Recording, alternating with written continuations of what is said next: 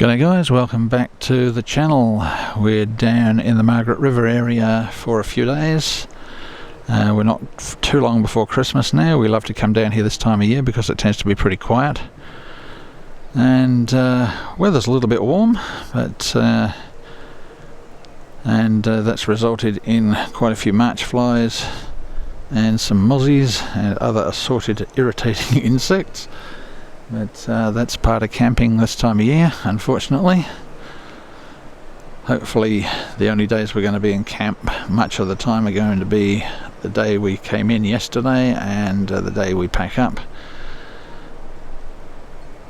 But we have our favourite little camping site at Whistler and Conto Campground, which is a little bit southwest of Margaret River.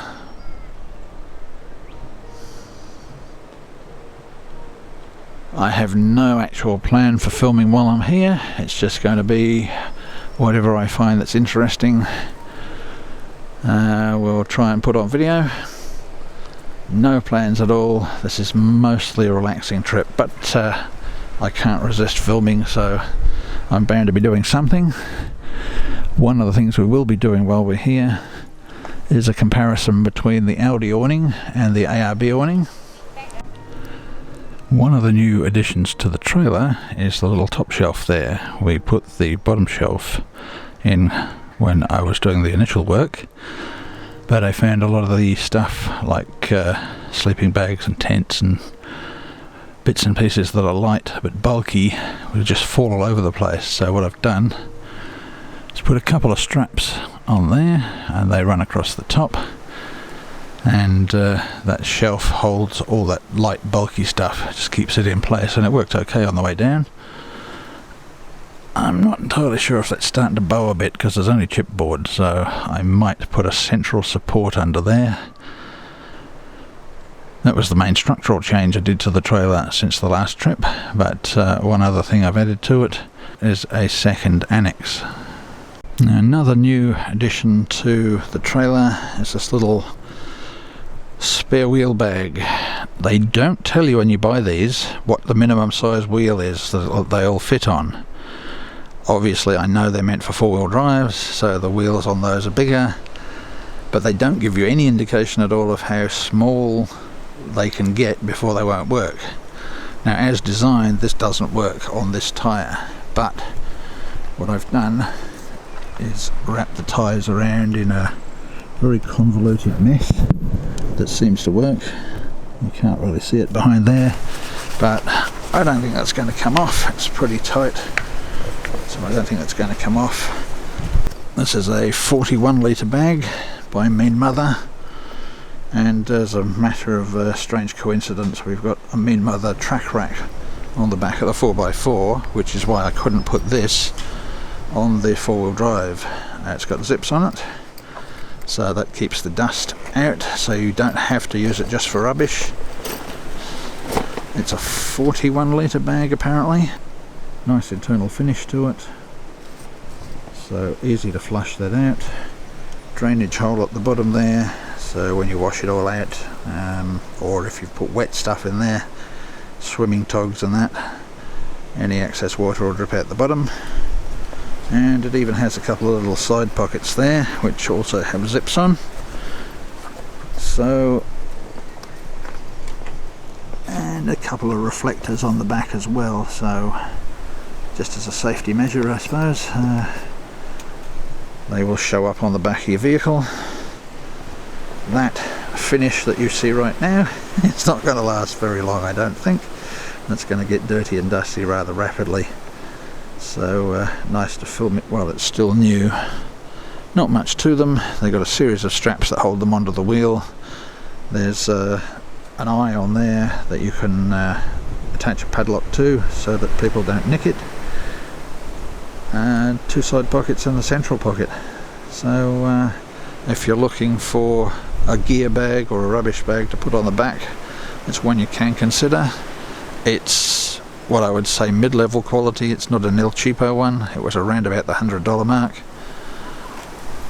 but certainly not the most expensive. But it seems to be reasonably well built. we'll see how it goes over time. It does have padding around these clips. I suppose that's meant to protect your tyre. I can't see that these would really do much to a tyre, but never mind. It does have that, and it's got two sets of straps, one set with the thin webbing and one with very thick seatbelt style webbing. That would be the main support.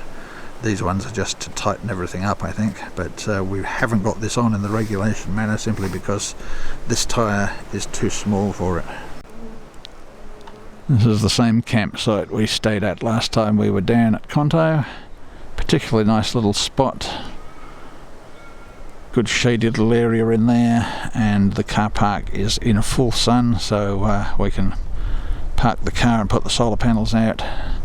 And the tent is pretty well shaded all day, apart from just the last part as the sun starts to set.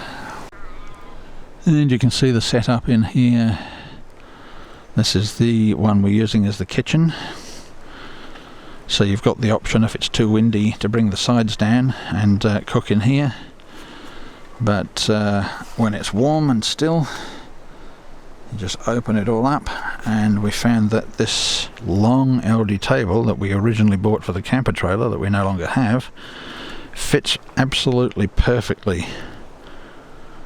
So it gives you a really good working space for the kitchen.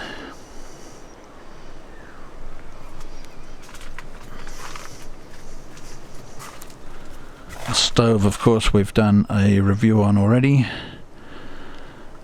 So I'll leave a link in the description for that if you're interested in having a look. It's a Coleman.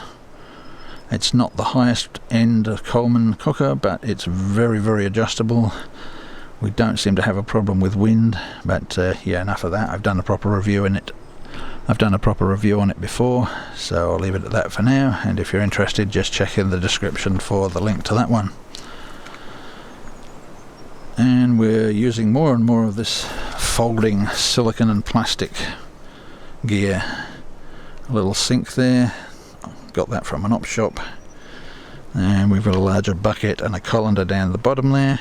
And we've got a whole bunch of other stuff that folds up, including little food containers and odds and ends container, kitchenware and cookingware and cooking ingredients container down there. So very simple little kitchen here. Got a dish draining rack. It's something we decided we needed after the last little trip in this. Just useful place to dry your dishes and your cutlery.